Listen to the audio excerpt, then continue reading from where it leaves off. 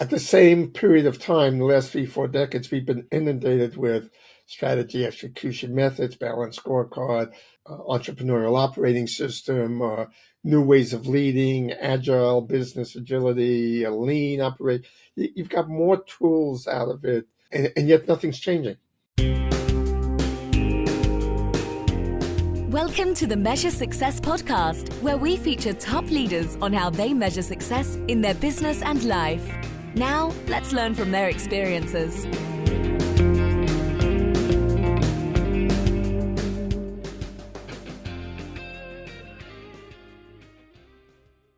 Carl J. Cox here. Welcome to the Measure Success podcast, where I talk with top leaders about effective strategies that inspire success. Today, I'm very excited to have Norman Wolfe with us today. He's the founder and CEO of Quantum Leaders. It's a consulting firm that specializes in organizational transformation.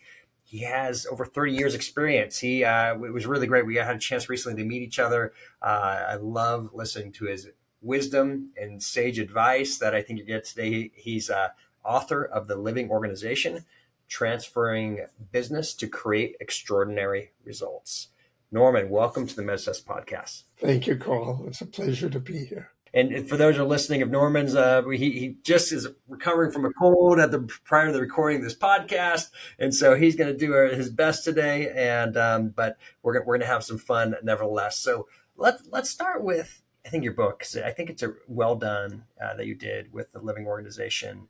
For those who haven't had a chance to read the book, tell us kind of a high level summary. What was your purpose of writing the book? Well, the whole driving force was recognizing that the statistics say businesses fail to execute strategy at this rate of 70%. And that statistic has held consistent for 3, 4 decades now. They've been measuring it. At the same period of time, the last 3, 4 decades, we've been inundated with strategy, execution methods, balanced scorecard, entrepreneurial operating system, new ways of leading, agile business agility, a lean operate. You've got more tools out of it, and yet nothing's changing. And so I decided that I got really curious about trying to understand what's really going on. Why is things not changing? And that's what led me to understand that we're operating in a framework, a paradigm, a viewpoint of an organization as a machine of production. And that sets a certain way of being, a certain way of thinking, a certain way of approaching our challenges. And while that was great when we started the modern day corporation, it's not really good for today's world. So I looked at an alternative, and there was a lot of work being done around what some people call biomimicry, organizations as organic living things and all of that. I took that a step further, and I said, what if I looked at an organization as a living person? And there's a lot of anecdotal evidence, and also in sociology, there's a lot of research that says a collective of people take on its own personality. Practically speaking, you can see that if you think of a department in an organization, our sales department versus our accounting department, everybody will naturally talk about them as if they're different personalities, as if they're different people, independent of the individuals within it. So it wasn't a big leap for me to start thinking about, what if we looked at an organization as a living person? And that's what led to writing the book, The Living Organization. Thank you. Thank you for going through that. So one of the pieces in the book, you talk about this concept of having different fields of energy. Can you describe once again what that means? Core to everything I think about and do is the recognition that a leader, number one responsibility of any leader is to create the outcomes, the results necessary to keep the organization successful, sustainable, thriving. So as I began to look at it, the question that had to be answered was, if this new model was going to help anything, it had to help us create better outcomes, because that's what a leader has to do. So then I began to look at, so how do we create outcomes, either as an individual or as a collective of individuals, from a human point of view, not a machine point of view. And that led me to recognize, well, when we create outcomes, we have, first of all, activity we do, right? We have to do things. We have to plan, we have to measure, we have to cut wood, we have to type on the computer, we We have to send out invoices. There's all sorts of doing stuff, right? But when you start thinking about it as a human, a dynamic human social system, then you begin to realize that humans are heavily affected by the relationships they're in. And so this first field of energy, I call it, is activity. The second field of energy is the relationship field, the quality of our relationships. And again, that's easy to understand. Everybody knows if I'm in a group of people where there's a lot of conflict, the activity goes way down. If I'm in a group of people where there's a lot of what we often call synergistic relationships, supportive, caring relationships, energy goes way up and the activity goes way up. And I almost stopped there, but then I realized, wait a minute, there's another part to the humans, and that's it's sort of our inner operating system, our belief systems, the way we think the world works. We call that context, right? The thing that gives life meaning. And it turns out that context drives the relationship, how we are in relationships, how we respond to other people. And our context, our belief systems also define what we think is possible and not possible. In fact, what we do. So context became a very important element to the new model. So that's the three fields: activity energy, relationship energy, and context energy. So I'm curious, when you're with your clients and you're going through these three, which of them is the hardest to deal with? Context. Okay, well, explain that. Activity is very well understood. In fact, the machine paradigm that I was referring to is fundamentally optimizing activity. So obviously we don't throw that out. Everything we've learned over the last 100 years about efficiency and streamlining, eliminating waste, lean operations, all of that, very much still part of our model in our approach. Relationship is sort of understood, but not really a lot. I mean, we talk about team building and creating psychological safety and all of that. The context is really the hardest one because we're not often conscious of why we respond the way we do. Most of our behaviors, and rightfully so, I'm not stating this as a negative. We as humans are designed to be efficient at what we do. Well, the way we're efficient is we have experiences. We kind of make meaning out of what those experiences mean and how we can be safe and or successful in response to those experiences. And we build up this, think of it as our internal instruction set. It's sort of like our psychic DNA. And that allows us to respond to life without having to think through everything over and over again. Like, 51st states, right? Where you just wake up and you start all over again. So it's a very important part of our process. So that's the good news. The bad news is it becomes unconscious.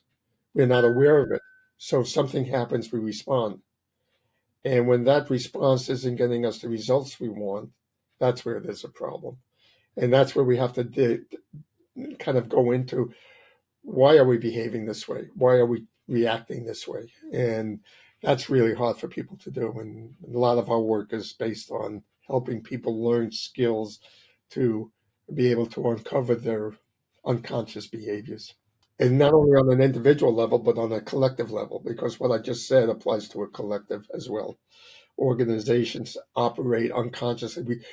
We talk about it as the unconscious culture that exists. Yeah, Nora, what you just said reminded me of, I remember with one of my favorite companies with, Lightspeed, and was there in the early decade, and we had a great run while I was there, and we had ups and downs, but overall was, once again, overall period of growth, and grew 3.5 times in a 5-year period. It was super fun.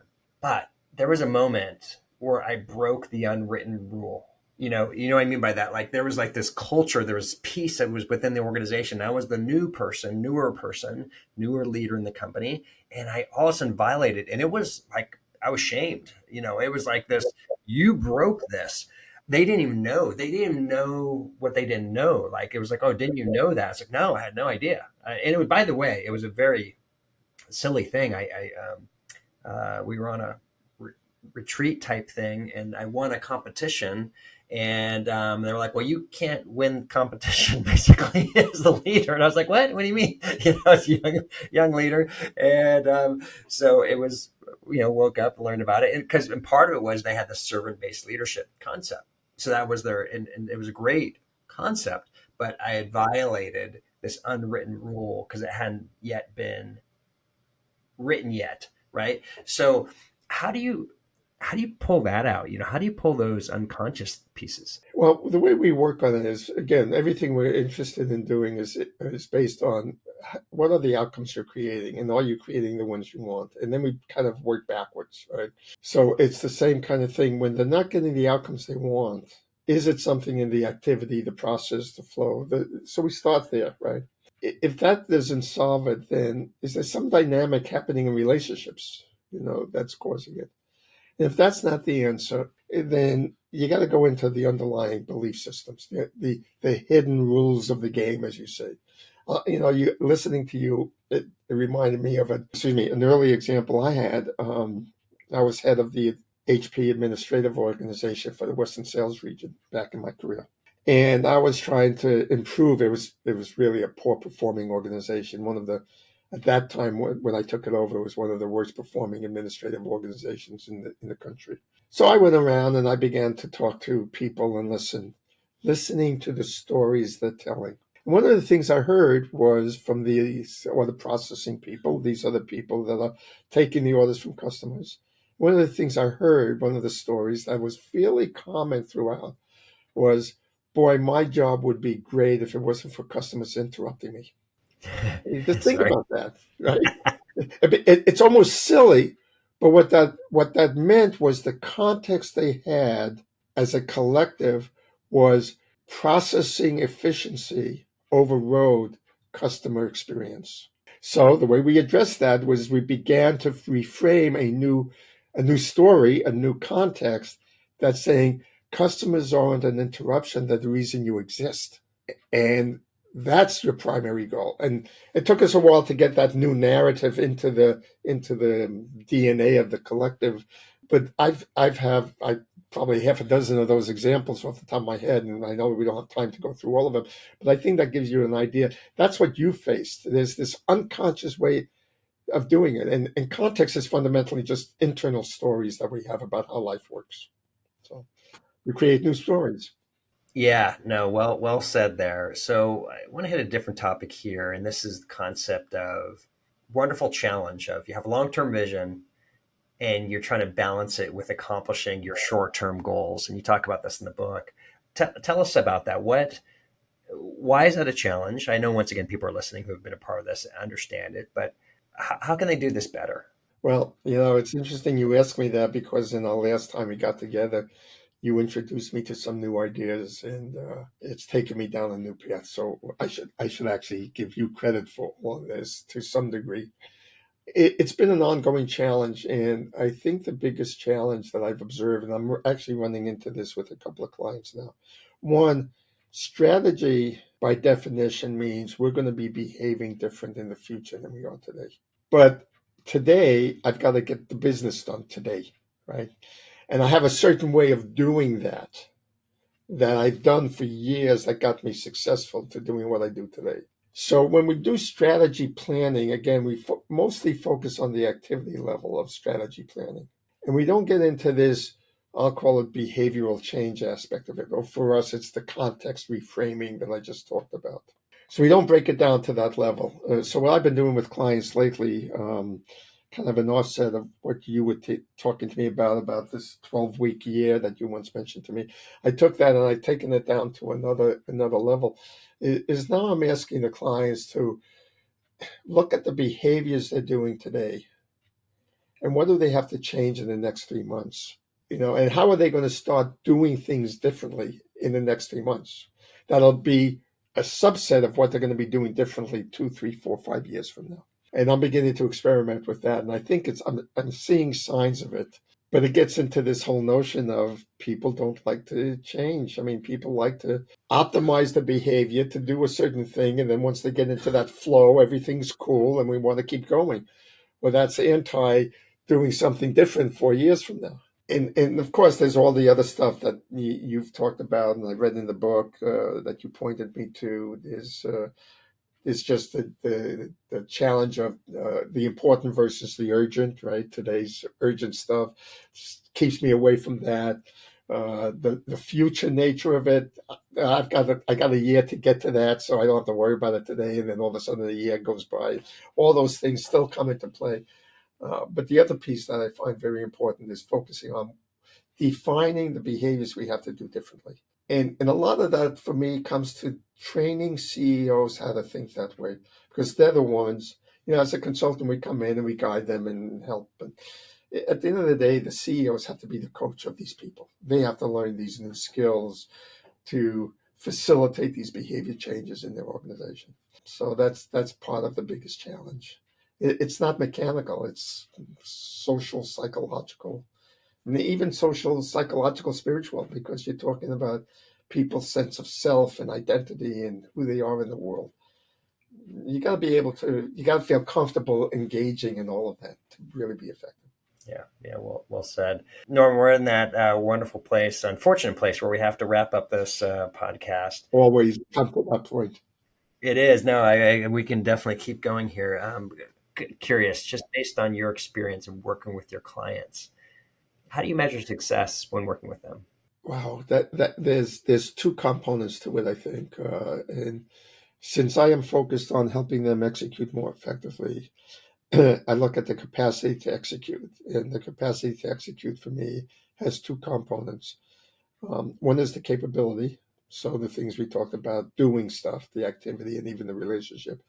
The other is maturity. And we probably have a whole nother podcast to talk about that. But given this is a human being we're talking about, as we mature, we are more capable of thinking systemically, dealing with different points of view, self-learning, self-reflection. These are qualities of increased maturity. And that increases the capacity to execute. The faster you can evaluate yourself, reevaluate your inner belief systems, change them, the quicker you can do that, the quicker the organization can move. So I measure capability and maturity. Perfect. No, thank you for those answers.